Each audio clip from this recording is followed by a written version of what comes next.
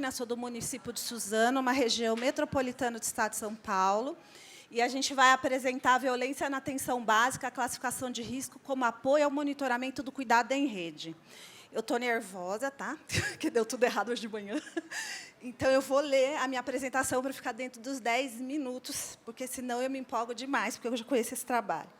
E, como eu sou apaixonada, é melhor eu ler, tá bom? Bom, o trabalho ele nasce de algumas angústias. A primeira é saber o que acontece com as mulheres que passam no nosso atendimento, vítimas de violência ao longo prazo.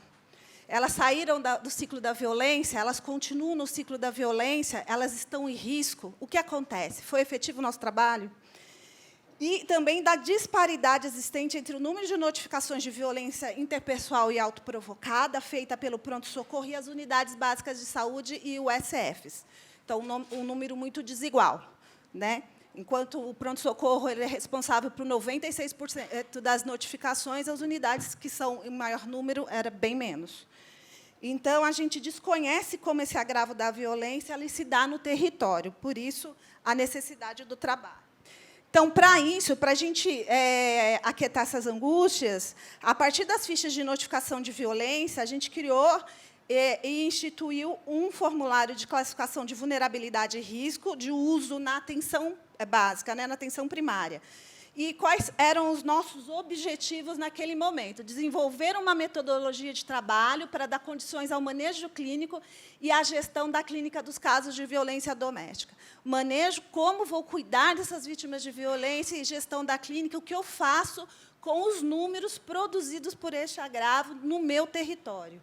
Então, criar um instrumento de classificação de risco, um formulário que pudesse me indicar a vulnerabilidade e o risco daquela situação, implantar núcleos de prevenção à violência para acompanhamento longitudinal dos casos, monitorar o cuidado e seus desdobramentos, realizado para a pessoa em situação de violência na atenção básica, instaurar processo de educação permanente continuada para trabalhadores de saúde e parceiros intersetoriais sobre as demandas em torno das violências em loco, instituir ações de promoção de saúde a partir da gestão da clínica na prevenção da violência.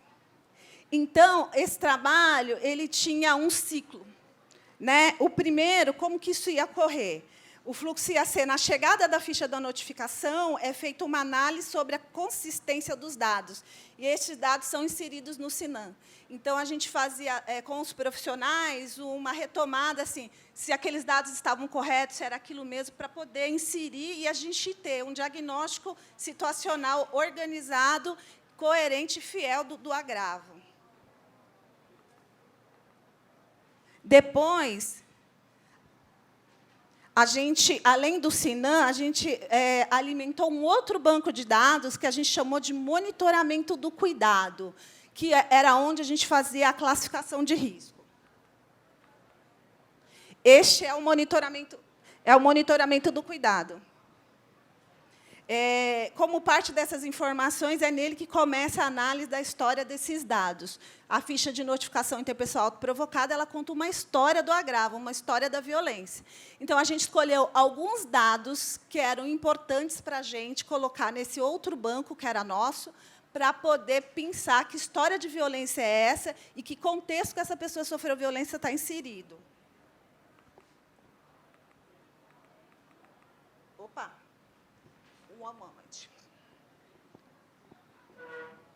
Então, quais eram os nossos critérios, né?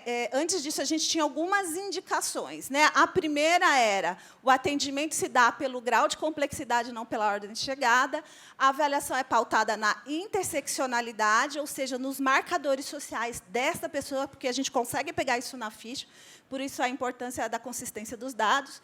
E menores de 18 anos com violência sexual e violências autoprovocadas são prioridades diretas para nós. Então, a gente já tinha essas indicações quando a gente começou.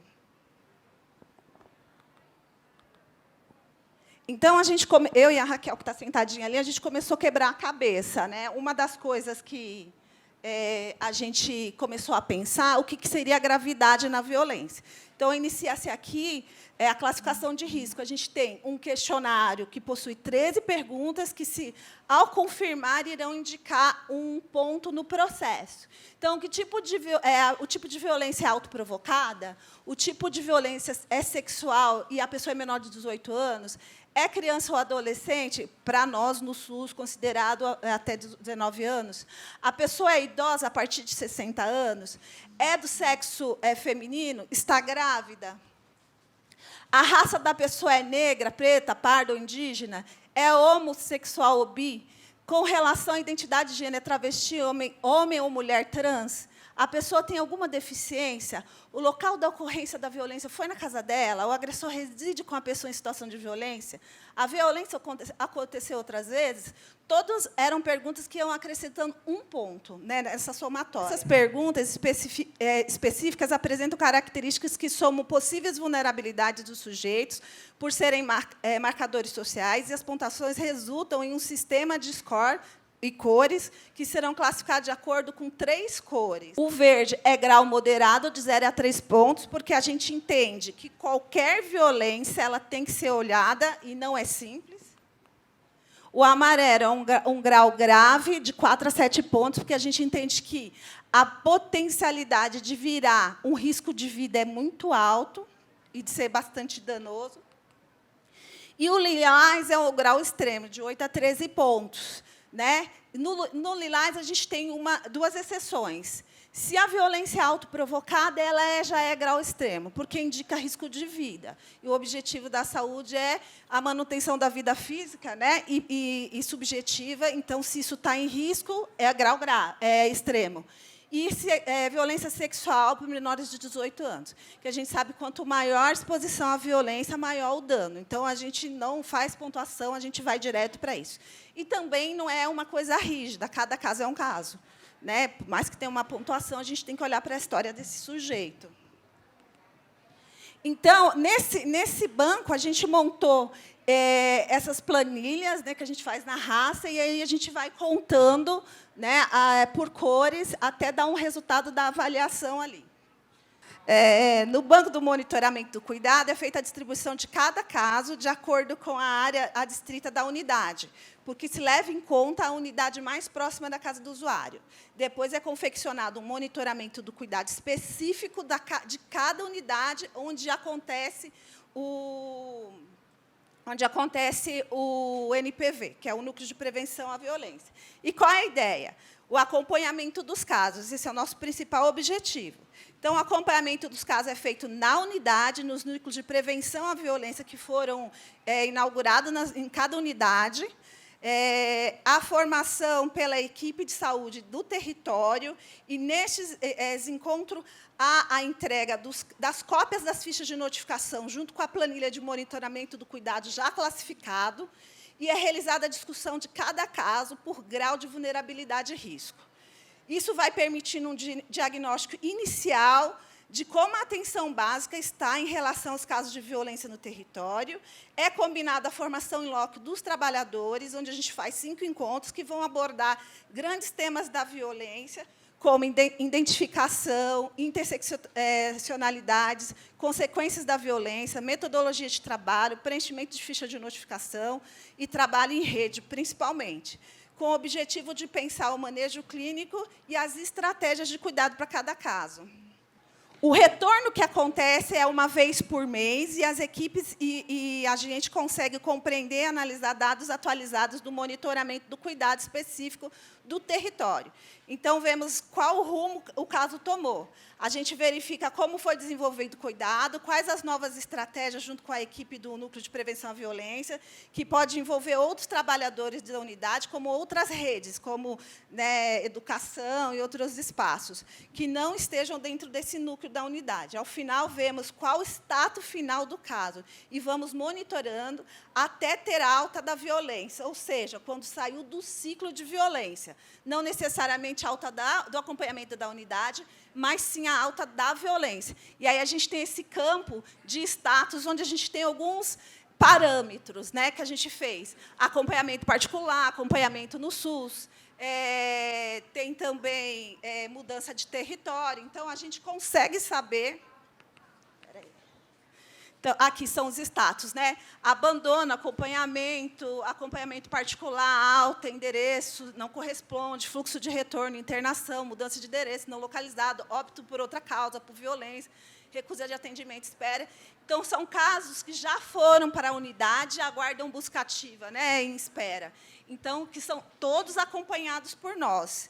Então, assim, a gente consegue monitorar o cuidado realizado até o final do desenrolar do caso e temos um diagnóstico dinâmico em tempo real de todo o território da cidade. Aí, como resultado, acho que esse é o último slide. Meu Deus. O que a gente tem de resultado? Além da diminuição do tempo de espera para atendimento integral da vítima em tempo oportuno, que antes ia no pronto-socorro por conta de um soco, de um murro, de um braço quebrado, ela voltava para casa e nunca mais se via. Agora, a gente tem um acompanhamento, então, em tempo oportuno. Então, a diminuição da exposição da violência, porque a gente começa a cuidar dela. O aumento do preenchimento da ficha de notificação pelas unidades de saúde aumentou em 2.000%. Então, isso foi muito legal para a gente. E o atendimento de 100% dos casos de violência doméstica que passam dentro do município são monitorados por nós.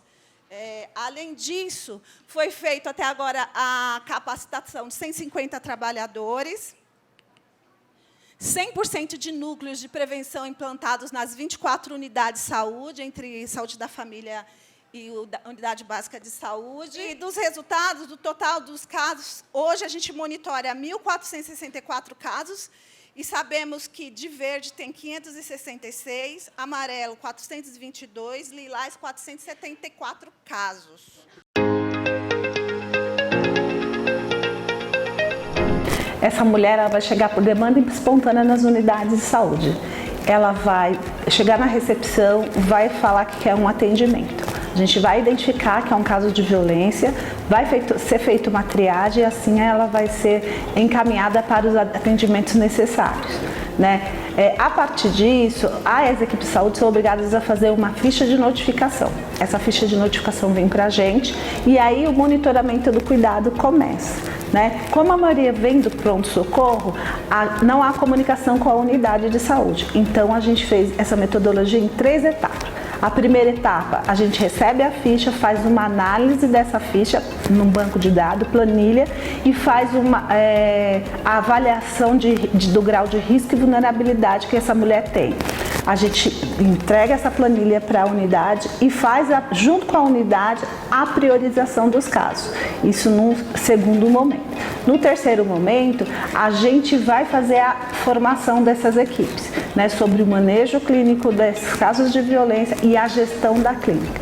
Isso permite que a gente possa também pensar e prever ações de promoção de saúde e prevenção à violência no território daquela determinada unidade. Com essa estratégia do monitoramento do cuidado, ele acabou se configurando uma metodologia de trabalho, porque hoje nós temos mais de 1.200 casos monitorados pelas unidades de saúde, no qual a gente consegue entender quem são essas mulheres, se elas estão em atendimento, se elas continuam no ciclo de violência. Atualmente, nós estamos com 16 unidades básicas de saúde em implementação dessas etapas, né? O nosso objetivo é a ampliação disso para as outras 24 unidades e uma expectativa de que essa metodologia possa ser utilizada por outros municípios também.